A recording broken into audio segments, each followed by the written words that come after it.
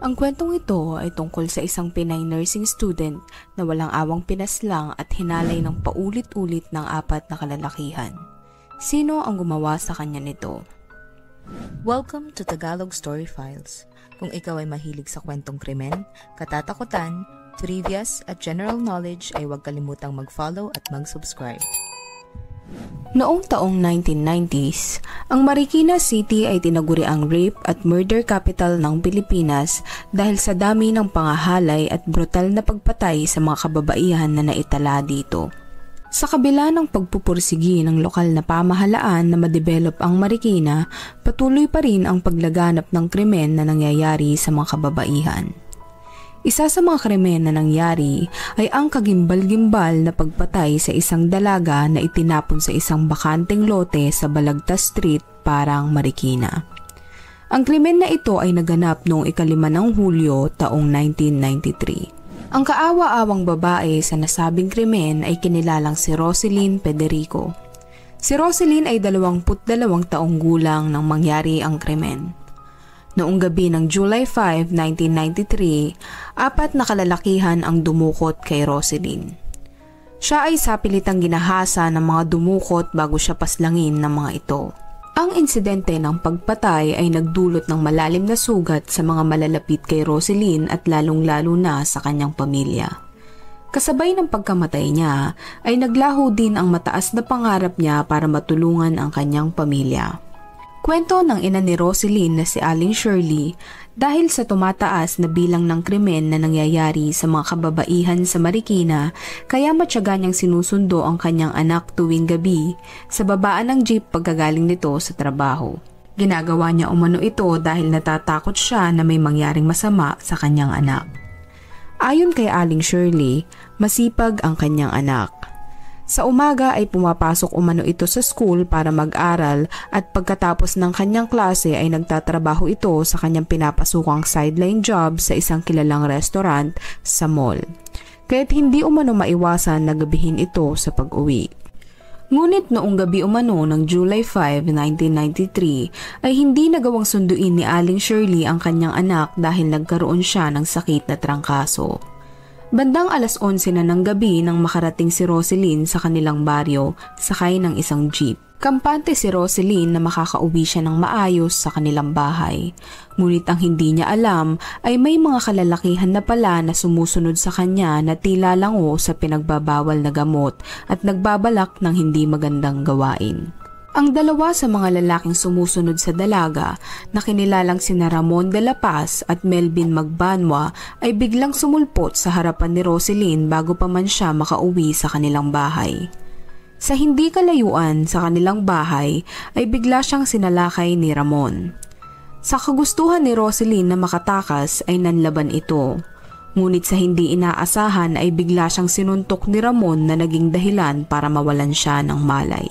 Nang mawalan ng malay ang dalaga, ay kinaladkad siya ni na Ramon at Melvin at isinakay sa pulang kotse at dinala sa Balagtas Street. Ayon sa kwento, ay may kasama pa itong 2 kalalakihan na kinilalang sina Alan Florentino at Saldi de la Paz. Sinakay umano si Roselyn sa likod ng kotse at dinala sa Tangiles Street. Noong mga oras na iyon ay hindi agad nag-alala ang mga magulang ni Roselyn dahil inakala nila na umuwi na lang ito sa bahay ng kanyang mga kapatid matapos ang kanyang trabaho.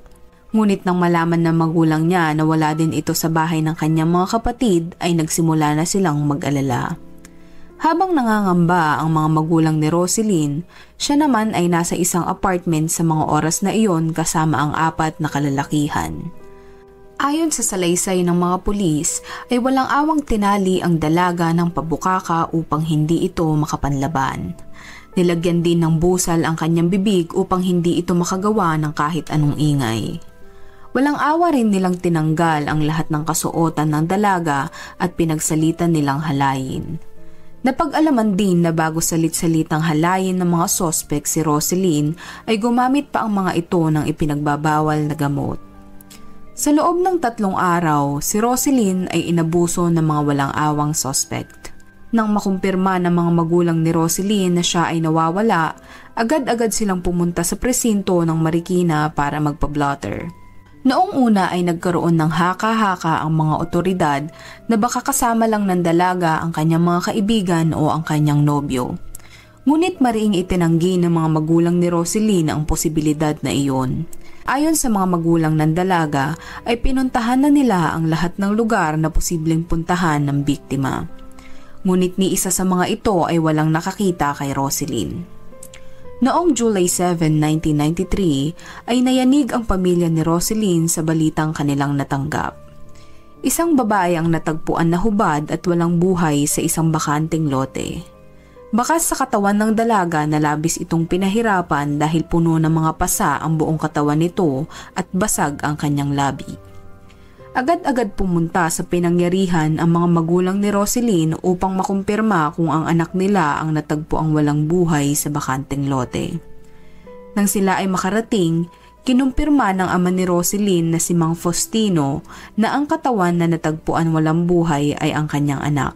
Matinding kalungkutan at pangungulila ang naramdaman ng magulang ni Roselyn na makita nila ang walang buhay nilang anak. Dahil sa krimen na nangyari, agad-agad naglabas ng kautusan ng pamahalaan ng Marikina para sa agarang investigasyon.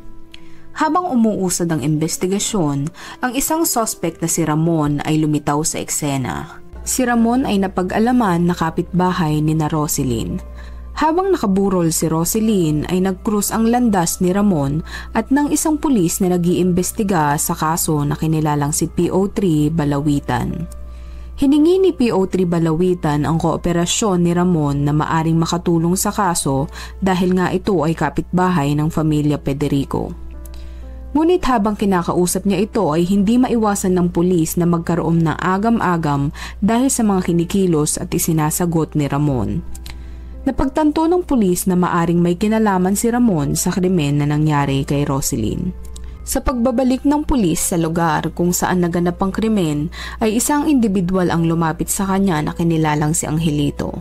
Sinabi nito na may alam siya tungkol sa mga taong responsable sa pagpatay kay Roselyn.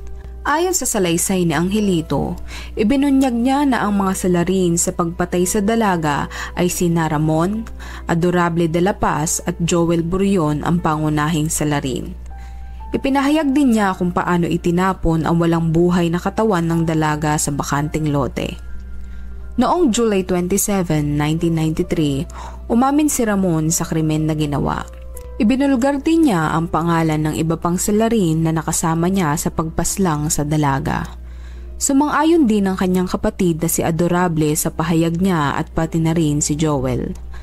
Dahil sa pag-amin ng mga ito, natukoy din ang iba pang kasamahan nila sa karumal-dumal na krimen na ginawa sa dalaga.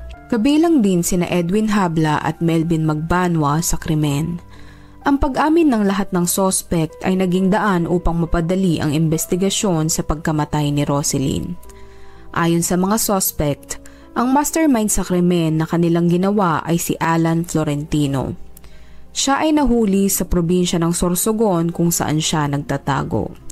Ang mga suspect ay nahaharap sa kasong rape at murder. Ngunit mariin namang pinabulaanan ni Alan ang akusasyon ng ibang pang suspect sa kanya. Ayon sa kanya ay wala siyang kinalaman at kaugnayan sa nangyaring insidente. May mga aligasyon din na kumalat na may personal na galit umano ang ilan sa kamag-anak ni Roselyn kay Alan na naging dahilan para idawit siya sa krimen. Ang pagtanggi ni Alan sa krimen ay nagdulot ng komplikasyon sa investigasyon. Gayunpaman, base sa mga otoridad ay may iba pang posibleng motibo si Alan sa kanyang pagkakadawit sa krimen. Kilala ang pamilya ni Alan sa kanilang lugar dahil sa kanilang impluwensya at dahil dito ay madalas niyang nakakamit ang kahit ano na gustuhin niya. Ayon naman sa isang suspect na si Saldi, pinilit lang ang ilan sa kanila na aminin ang kanilang kasalanan. Ang pabago-bagong salaysay ng mga suspect ay naging dahilan para maging komplikado ang investigasyon.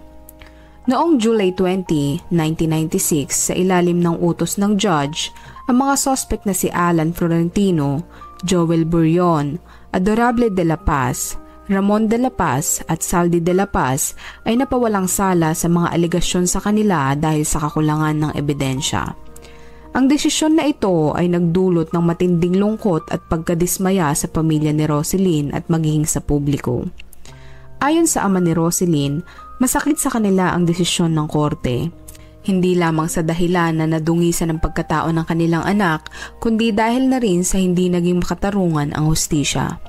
Idinagdag din niya na sila ay biktima ng tiwaling hukom. Kaya't gumawa ng hakbang ang pamilya ni Roselyn para umapila sa korte. Naniniwala sila at hindi nawalan ng pag-asa na sa huli ay makakamit nila ang hustisya para sa kanilang anak.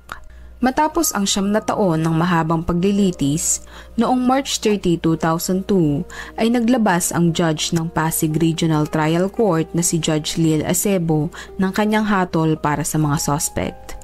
Ang naging hatol sa mga akusado ay reklusyon perpetua. Bukod sa pagkakakulong ng habang buhay, ay inutusan din sila ng korte na magbayad ng danyo sa halagang 1.5 million sa pamilya ng biktima.